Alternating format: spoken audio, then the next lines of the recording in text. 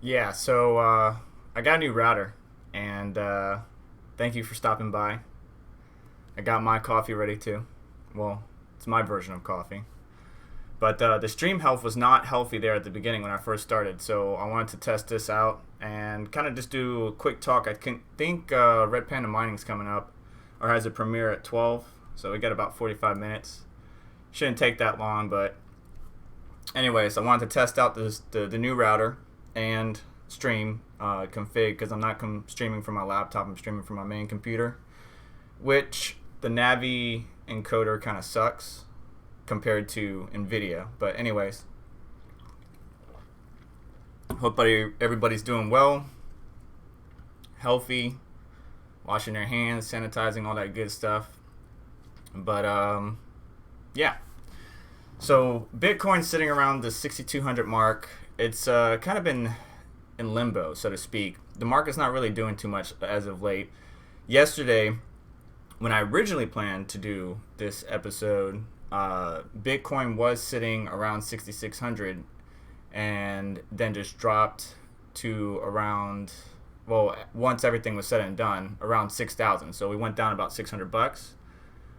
And that was a perfect time for me to do the stream, but I had more important things to do. I'm working on, buying a house. Got to coordinate with my team at work because we're trying to get everybody to work from home. So I'm helping them out, making sure they can do their job and do their job effectively from their work or home environment, which is one of the reasons why I upgraded the router, which I will have a video about that at some point in time.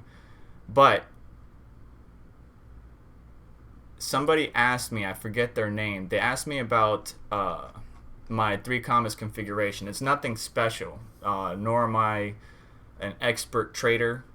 I just manually practice on whatever exchange of my choice, and then I configured the bots the way I wanted to. The reason I'm bringing this up is because yesterday was a perfect chance to short. Yesterday morning was, if you didn't have your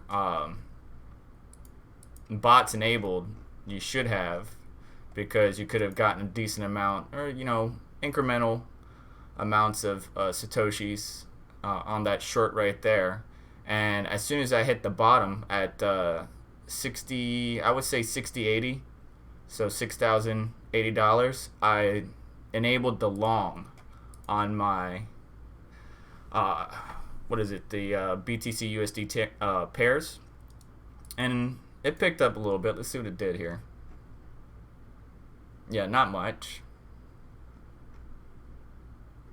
Completed one deal, completed two deals. So yeah, it did good between yesterday and today. So yeah.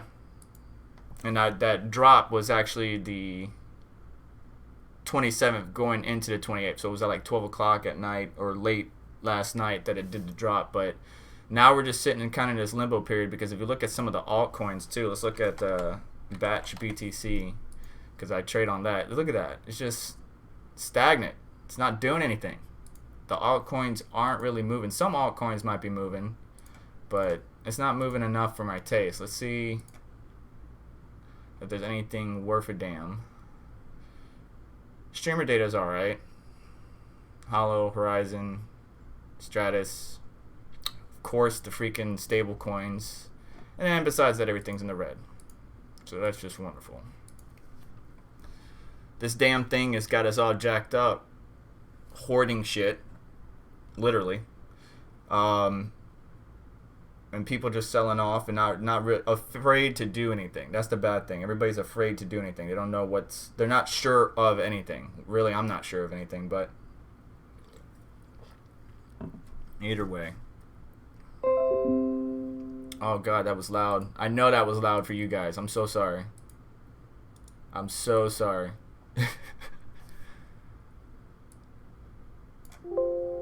There we go.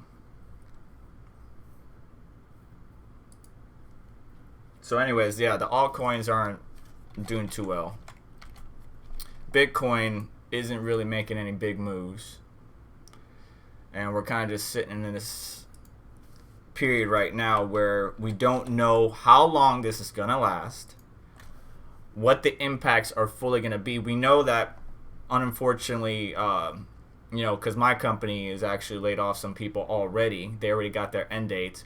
There may be more layoffs and more unemployment. This is the highest unemployment that we've seen in a long time. So, there is aid coming out, which actually reminds me. On Twitter, it was going crazy as far as, let's open up this tab real quick. Yeah, let's pay the stimulus in digital dollars. I would agree with that, because to print out these checks and get them out would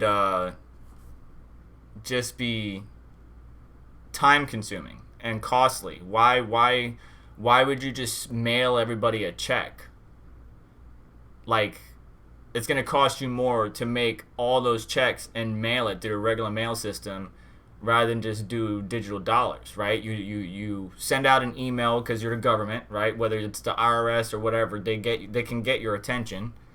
Hey, if you want to receive your stimulus payment, please sign up for X, Y, and Z. Whether it's a certain type of wallet that the government likes, which Coinbase or whatever, and then they can send us stable coin in the amount of the stimulus check, and then those people can either cash out, or that'd be a welcoming chance for people to get into the crypto market. But it would be faster, period. There's probably a bunch of logistics in the whole process that may make it harder or easier, especially for some people who, I guess, don't use the internet. Which there are people out there that still don't use the internet. If they have a phone, they don't like to use it, especially a smartphone. They might have a flip phone, so it's kind of hit and miss. So the federal government is poised to send checks to Americans within weeks as part of the stimulus package to address the economic fallout from the spread of COVID-19. But lawmakers have said nothing about what millions of people without bank accounts will do with these checks once they receive them. So people without bank accounts now got to take this check to a check cashing place to get their money, which costs them money to get it. So like 3.5%, depending on the check cashing place. So you're spending money to get the money that the government's sending to you, or giving to you. I don't know if they're giving it, but there's always a catch. So yeah, 3.5% of the face value money that could be otherwise used to meet pressing needs. And the amount that I think they said was like $1,200 for single, if you make less than $75,000, and married couples, if you make less than $150,000 a year, is $2,400. I'm gonna be honest with you. $1,200 does not even, it pays my rent. That's it. No electric, no utilities, internet, nothing. So depending on how long this goes on, a lot of Americans, this check isn't really going to do much for them. The government may have to do more, but I don't even know where we're at as far as the curve. Are we getting close to getting this thing under control to where life can return to some form of normalcy? I mean, I could go out. I drove out the other day, and there's a lot of people out there, which is not necessarily a good thing. You want people listening to the quarantine and staying at home, preventing further infection. I did see people with gloves and masks and all kinds of stuff. There's no mask to buy. Everywhere is out of hand sanitizer and toilet paper for God knows why. But I'm good, and I hope you're good. But I think it would be a good idea for the U.S. to consider sending this stimulus package, or the payments, therefore, for people that want to accept in digital dollars, whether it's USDT, USDC, or whatever form, some type of stable coin at least, and then they can convert it to whatever they want. I think it would be good for the world, period. Depending on the government and your market, just issue the amount in the fiat currency in that stable coin, which should be equal to whatever their fiat currency is, and then let the consumer or the person decide. But right now, with a lot of fear in the market, fear in general, not just in the market, fear in general. People are hesitant to get in or out. There are some, small trades being initiated here. I think most of this volatility may be from a few traders plus bots. Most of the traders out there do have algo bots or trading bots, and so do I. So let me talk about my bots real quick, because a gentleman did ask about it.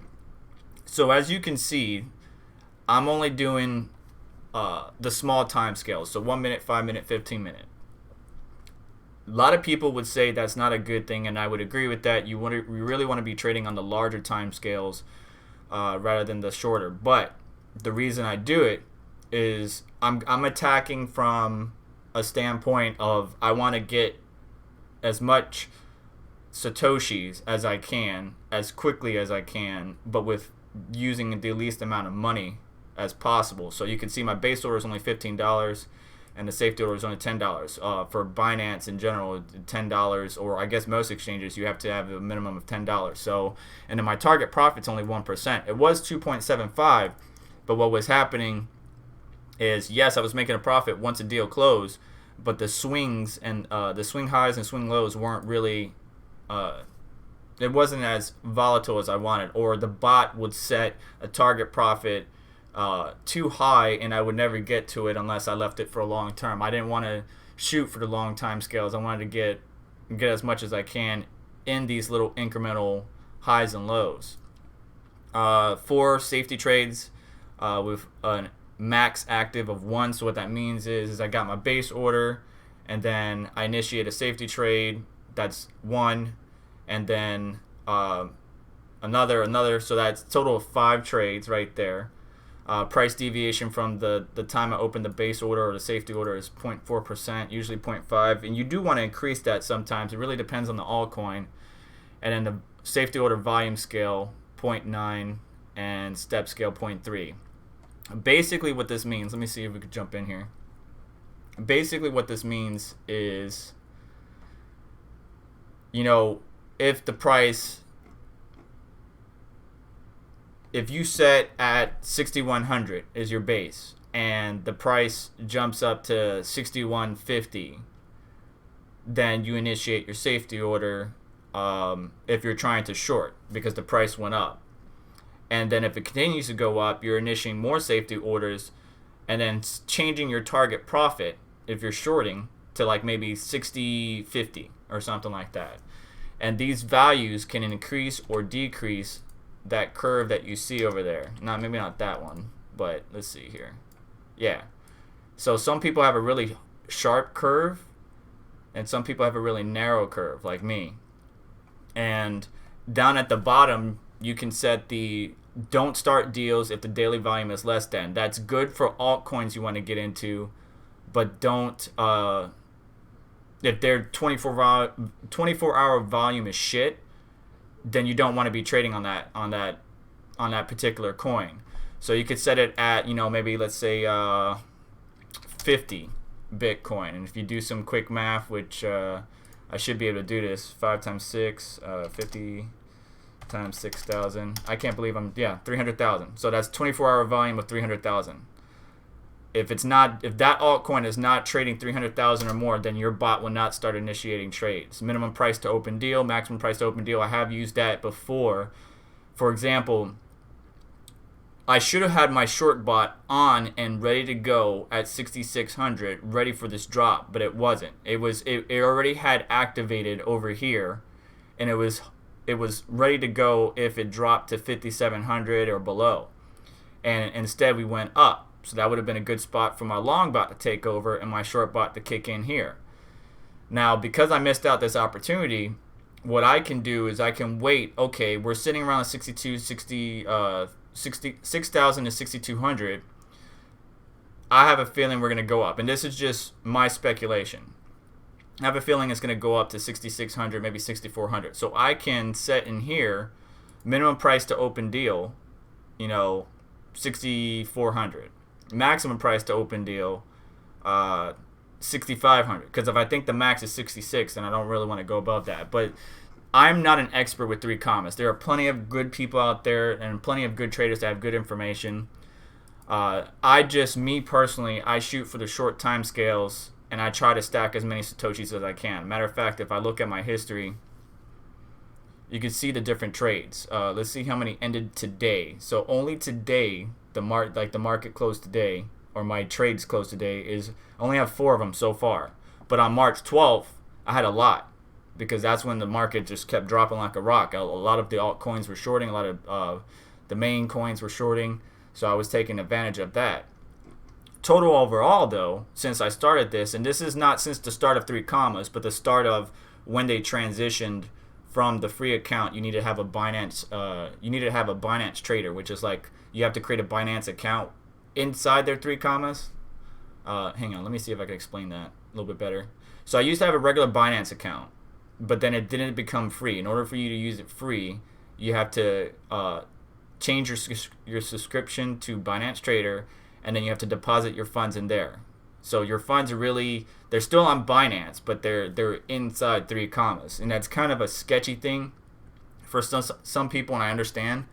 But never risk more than you're willing to lose. So anyways, $240 is what I made in USDT since I switched over to the Binance Trader.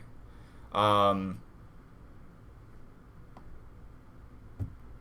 much, but it's something. It's something. Like you can see here, I only made 3 cents, but I made 0.00286 BNB, or 347 Satoshis of BTC, 2 cents USD, 257 BTC or Satoshis. So it's just adding up in the long run. And you can see a paper trading account, you need an actual subscription, which I used to have. I don't anymore.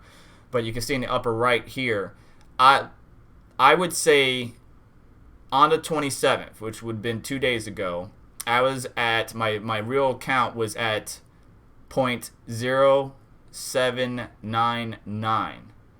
So I'm up about 0.0007 or 8 BTC in my trades, or about 5 over the past 24 hours. So it's nothing that's gonna like get you your Lambos and shit, but it's something that if you are a miner, you can do or configure your bots. And if you're not sure how to configure your bots, yes, you can copy other people's. I don't recommend it, but you can go over and copy other people's to get it configured the way you want. If you're gonna look at other people's, what I recommend is don't choose anything below 8 or 10 days running, because those bots are probably just set up to scalp or quickly grab some Satoshis from an altcoin and then kick rocks.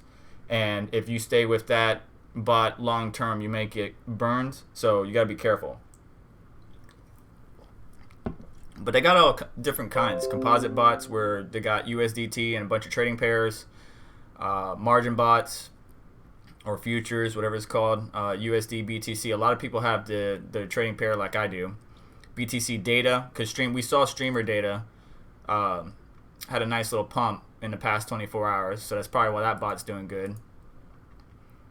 XTZ Tezos, so on and so forth. So you can view config. Let's see here. Let's choose this one. So view config. The average profit per day is 2.67, but you can see here he lost $1.30 on the 15th. But besides that, he was doing pretty good. And now he's just making small gains. So that stop loss is what killed him. That's why most of my bots don't have a stop loss, is because they will kill you. What I instead do, and this is not the most ideal, but say for example, like yesterday, I had a long position at 6,900 because originally we were climbing right here. On March 20th, we were climbing into 6,900 range. That's where my bot got stopped at. And I should have paid attention to it, because I let so many days go by before I actually did something. This is why I say it's not a set it and forget it thing. You want to pay attention to it and maintain it. But instead of selling, you can sell all deals at market price, which would be $1.30 loss. Instead of doing that, you can stop your bot and just cancel all deals. But then I use Smart Trader to recoup those losses. So right now, I believe we're going to get back up in the 6,400 range, which is why I only have $1.43 in USDT, because I have a long position of around $56 at that mark, or at least 6,293. I know we're going to probably get past that at some point in time. So I would get that money back plus some extra BTC. But to save yourself, if you missed out on an opportunity, setting a stop loss will show negatively on your portfolio. You can see here I had it back then, but I only lost 74 cents, while I gained 41.95. So I just stop it and I just cancel all the deals, and then I just come over to Smart Trader and I make it work. I have to manually trade. I'm recommending manually trading yourself if you don't know how to trade before you try to do it. I watch a lot of TA and experts do it. I can't say I fully 100% understand them, but I know the basics, and that's what helps me out in the long run. Like technically, you could say right now we got some bearish divergence, but an actual TA guy would probably be like, this guy doesn't know shit about fuck, which I would agree with him. But from this high to this high, it looks like we might go down a little bit more, and I would agree with that only because the market's so unsure right now and everybody's afraid. So the US, the world, has a pandemic that we're all dealing with. It's impacting the regular markets, it's impacting the crypto markets, but it's impacting every individual. It's not just about us or you or me or I, it's everyone. So the time to be selfish is not right now. I know people want to hoard and kind of keep stuff for themselves, but it's really not a good time to be doing this. We need to be helping each other out safely and effectively, and then kind of going from there. I just hope that those who are hodling know the game, know that they're in it for the long haul, and don't freak out and just panic sell. A lot of the selling pressure that we saw on March 12th, I believe, was a lot of the suits panicking because the market was crashing and they wanted to recoup their losses. So I already said that like 4 times already, but I think it's something that we're going to be seeing constant impact. This is not something that's just going to go away in 2 seconds. Oh, wow. I haven't been to this site in forever. Cryptopia? I remember this. I think I initiated a couple trades right before they got hacked. I'm so thankful I got my damn money out of that. So, let's see anything good going on in Cointelegraph real quick, because I'm probably going to get out of here because I'm going to get ready for Red Panda Mining's premiere. Probably do some game streaming later on tonight if I get the time. The reason I couldn't do this video yesterday is not only because I had real life important stuff to do, like paperwork for a house and getting my team ready, is I'm also on call. I am on call once a week. Well, not once a week, 1 week a month. So if shit hits the fan, I got a dip set. I got to help out this individual. I got to get in touch with the CEO, make everything work. So yeah, nothing really too much that I care about. Binance removes FTX token. I'm not sure how you guys feel about that. I really don't care. Major crypto exchange Binance has decided to remove the leverage FTX token from its exchange, explaining that customers don't understand the product. Due to lack of understanding of how leveraged tokens work by many of the users, Binance has decided to delist all existing FTX leverage tokens and corresponding trading pairs. So, announced on March 28th, that was yesterday, Binance will shut off the deposit and withdrawal for the assets on March 31st at 8 a.m. UTC, with a stoppage in trading at 10 a.m. on the same day. So, that is 2 days from now, the 31st. So, it's what? Futures? Or leverage tokens? Let's see. Quick press time scan can show several of the available bull and bear pairings.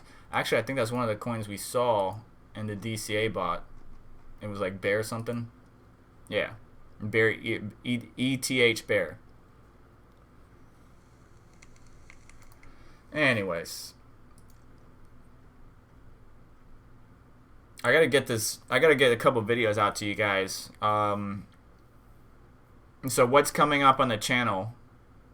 Because as far as cryptocurrency goes, we're pretty much at everybody's just sitting and waiting. I would recommend, if you mine, trade it. If you don't trade it using a trading bot, that's fine.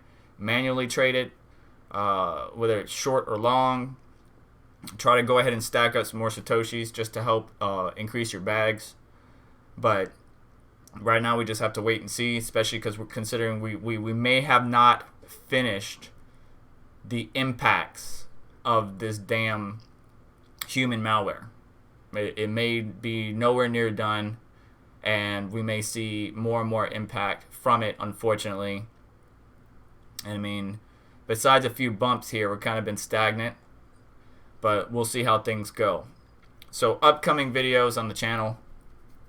Got a new router. I need the new router because I needed to do my job, and I couldn't do my job and the boys be home from school without killing the internet or taking the router down. It just kept restarting 2 to 3 times a day. So I got a new router, which I'll have a video on about that. I have the 9900K, which I sanded, or I lapped the IHS, whichever you want to call it, to try to see if I can get some increased performance out of it, which it did, more thermal performance than anything, which is what the main goal was, especially when it comes to liquid temps in an AIO or water cooling system. And then, can you mine on a laptop? Can you mine cryptocurrency on a laptop in 2020? That's another video. I just been super busy with real life events, work, and I would try to get those out to you as soon as possible. I should probably try to start live streaming more at nighttime, because it doesn't look like a lot of the crypto personnel are up this early in the morning, especially since I'm Eastern Standard Time. So we'll see how things go. But for the gentleman or individual who asked me about going over 3commas, I hope you watched this video.